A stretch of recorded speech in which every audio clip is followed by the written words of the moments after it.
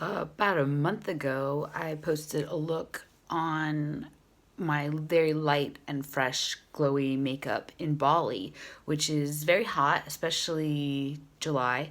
Now I'm in Bangkok and it's even hotter. It's August now, it's August 1st. So the heat is rising, it's humid, but it's also rainy. So all of the wet factors that you could imagine to dissolve your makeup and make it come off and just make it look like a big old hot mess are in play right now here in Bangkok.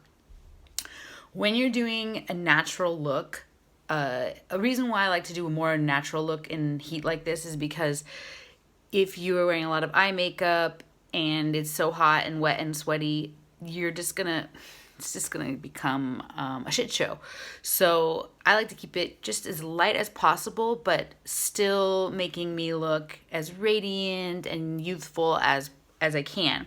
So I start with what my priorities are. What are the things about you that they're your must? You absolutely have to have them, or else, you're not going to feel complete in the day. And I'm only talking about like complete, not like spiritually, but for your face. For me, my number one priorities are my skin, my brows, and my lips, and blush. Like if I have those things, then I feel like I have a complete look on. I feel like I'm showing effort. You're also going to see that even a natural makeup still takes some time. So we're at a minute 42 now, and hopefully we can keep this under 20 minutes. I always start with curling my lashes. I'm not a big fan of mascara. I don't enjoy it. If I'm not using waterproof, it gets all over the place. And it's just like, I'm gonna be honest, I'm lazy. I'm a lazy makeup artist. I have all the skills and none of the interest to do it myself.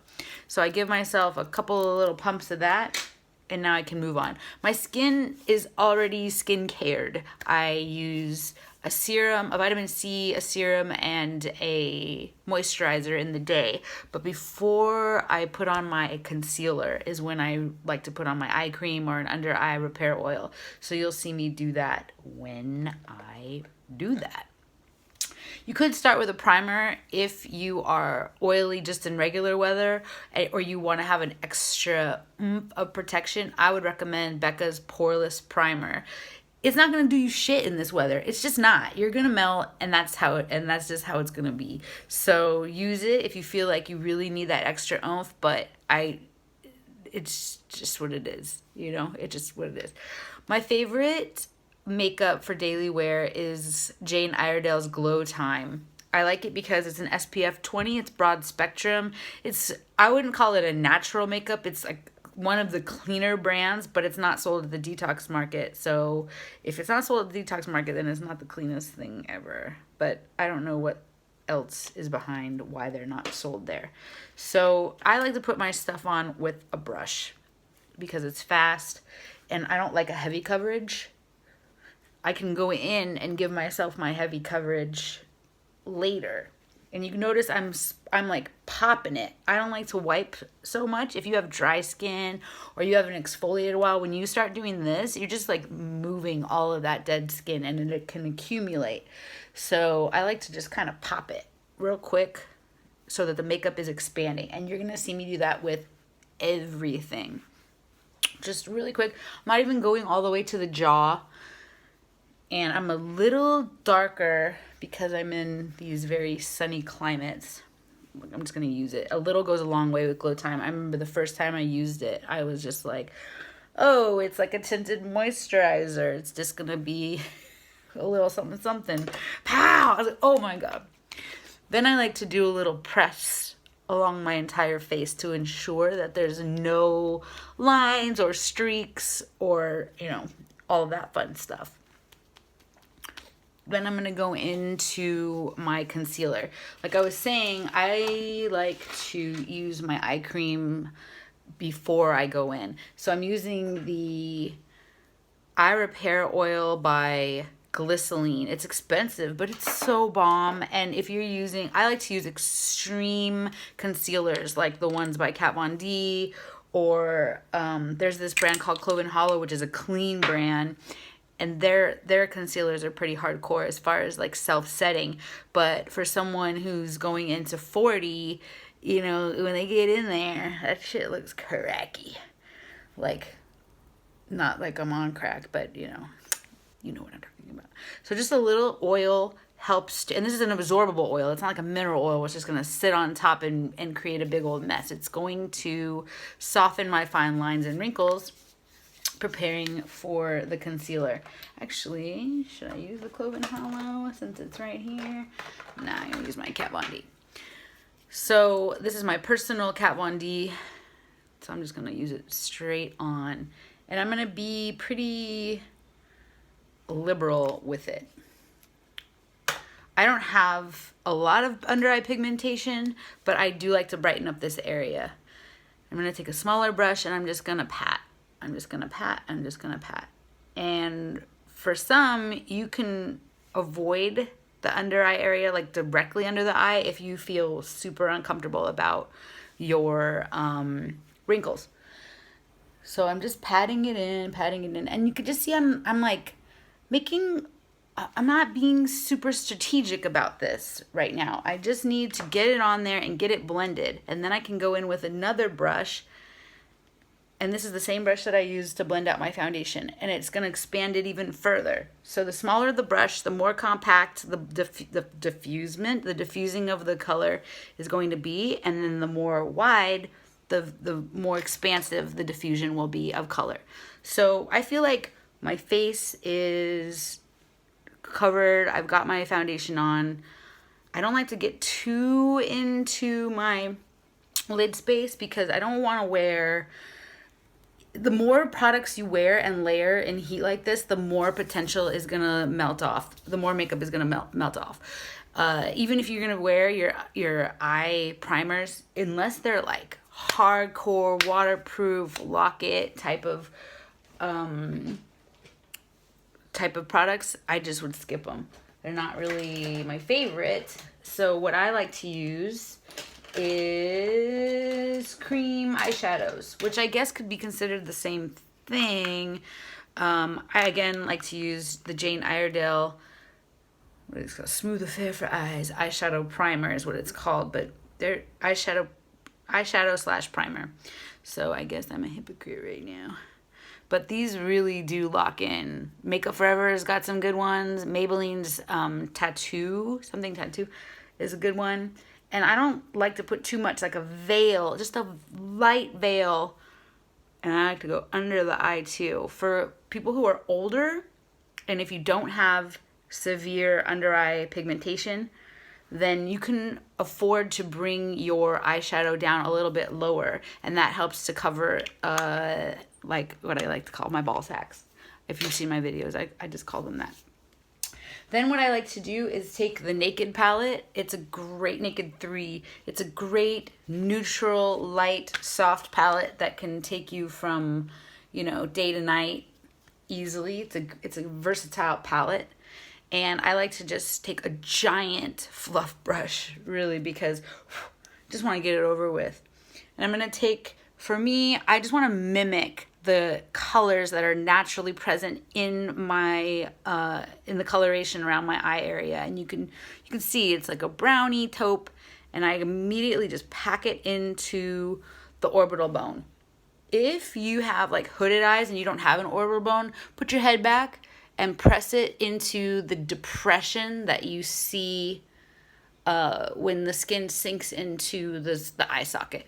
So I'm just like applying the color. I'm not trying to create the shape yet. I'm just packing it on, and I want to get it into those crevices, into the wrinkles, and now I can take my fingers even and just wipe out the edges. And this would be just a fine eye look for the day. It's just simple. If you want to get a little more intense, you can add like a waterproof eyeliner, but I'm over it already. For me, again, it's the brows, it's the face, it's blush, and it's the lip. The lip is the ultimate. If you have like a natural, more of a nude look, and then you want to really just drive it home and look more polished, then a bold lip would be who you. Okay, moving on to my brows. I don't want to get too into my brow situation. If you don't have a lot of brow and you need to make brow, then and brows are your priority, then you're gonna have to spend a little bit more time. For me, I want to not be doing my makeup. So on one side, I'll show you just a quick brow look. This is the Brow Wiz, but there's NYX has one, Senna has one. See where I'm starting? This is the Anastasia Golden Ratio method. Up the middle of the nostril, through the iris, from the center of the nose, and up to the back of the eye.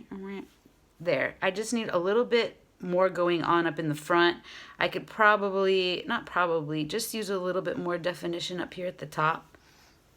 So I'm going to take my pencil and I'm just going to lightly throw in some hair strokes. I'm not being very like intense about this. I want to be light and soft. I want the color to emerge in front of me. I don't want to see the lines as much as I just want to see the effects of the color or the brow emerging. So I got myself some brow at the front. Now I'm going to go ahead and do my tail action. And I want to thicken this tail to meet. I want it to wrap around the orbital bone, not like stop meh, and then just be a flat line. Here I can be more intense because it's the back. And as it curves around the face, you can lose the brow. So to have it be a little more intense so it comes forward is all right. And I'm going in the direction of the hair growth. And I'm just being simple. Not a lot of pressure and not a lot of makeup. The less makeup and heat like this, the better. I'm just going to go ahead and go in the direction of the hair growth again. Build out this tail. And I could spend so much more time on this, bringing this back a little bit more. And nobody got time for that. So I'm going to go ahead and use the Dip Brow Pomade on the other side for people who need brow. Like if your brow is super off balanced, then I would recommend using something that's waterproof in order to do this. And this brow, compared to its very well-behaved sister, is just, it's a little all over the place. So I'm going to go ahead and start within the arch area, because that's where it's just got a lot of hair going on here, and then it just goes and I keep all of this hair in here to kind of give me a marker. And the same methodology behind that, it's like I don't even want to touch my skin with the brush. I just want the color to be like just throwing something out the window at my skin just quickly. And then I'm going to go ahead and do the arch. So, see, I need a little more love on this back end here. And I'm just kind of throwing in the hair strokes so softly. I want it to match the intensity on this side. Even though I'm using two different methods to show you how to do either one, I still want to walk around looking like, they're balanced. It's good to wait until the dip brow has dried a little bit, because it will move and diffuse further than you would want it to. You want to keep it a little more controlled. So I'm just going in very soft and sporadically. And this isn't the best way to do your makeup. Like, I can't see it as much as I could if I was up in a mirror. So I'm being even more gentle, which is probably going to benefit me more. And then again at the front. And the same, just flicking on these hair strokes to match the other side. See, I need a little more love up in here. And now I'm starting to press a little harder because I have less product on my brush, and it's starting to dry. So go ahead and when I blend, it's like I'm just trying to touch the color and not the skin. Oh my God, a little psoriasis up in here. See, I can blend, but I'm not trying to like brush it through. I'm just trying to like move it. So it's like I'm blending it right in its spot. again, I'm still not going back into my product. I've only used just a little bit, and I can get more product if I want, but I don't need it. I really have just enough just to get the color on. So the brows are looking pretty even. I mean, I'm sure I could sit and obsess and make them absolutely flawless, but that's just not the game I'm trying to play right now. And nor would it be if I was at home. I just want to, like, for me, a messier, more feathered brow is more my style than a brow that is really polished and really clean. I'm just, like, not into that look. So brows done, whatever, calling it a day. Next, you can move on to your bronzer, or you could just do straight up blush, which I'm just gonna do, I'm gonna do bronzer and blush, because there's a difference. You can use bronzers as blush, you can use bronzers as contour. It depends on the coloring. Like, this would be an okay color to use for a contour. It's not my favorite because it's still a little warm, but if I was going to use it as contour, I would go in here under this bone, but I really just want to kind of warm the face at the same time as push back this area and not so much contour that bone under there. Not with this color. So I'm popping it on Raggedy Ann style, after the iris, above the nose, after the iris, above the nose, and it's going to help. Like, if this is a shelf, the skin is now dropping down because I have such chiseled, just like an amazing bone structure. I haven't gone back into my product. I'm still using what I have. It's like I create a palette on the face and pull from that color so that there's an even veil of bronzer all over the face. Simple. This is a matte bronzer. What I love about mixing my mattes and my shimmers is that I'm not going to get too full glow unless I want to, but if I'm using all glow products all the time, it's really easy to go from glowy to greasy as opposed to just having a nice glow.